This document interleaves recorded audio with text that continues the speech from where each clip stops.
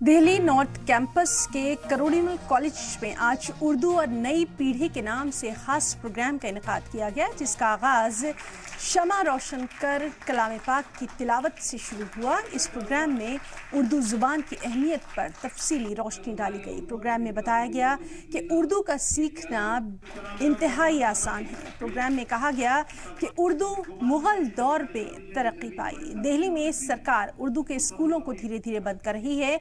वहीं अगर उर्दू की अहमियत देखी जाए तो उर्दू अदब में गज़ल, नज़्म, दास्तान और मरसिया जैसी मुख्तलिफ किस्में हैं। वहीं प्रोग्राम में कहा गया कि उर्दू के फ़रोग़ के लिए ख़ास मुहिम चलाने की बेहद ज़रूरत है।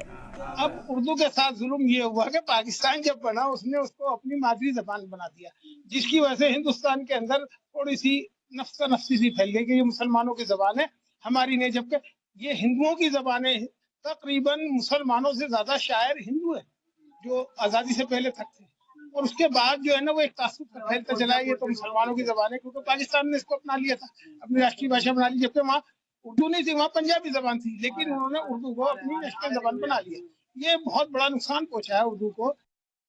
देखिए, सबसे बड़ी बात यह है कि हमने उर्दू को जिस तरह से भुला दिया है, तो हम एक कोशिश कर रहे हैं कि हम नुक्कड़ों पर बैठें और आओ उर्दू सीखे करके प्रोग्राम चलाएं और लोगों को उर्दू की तरफ गामजन करें।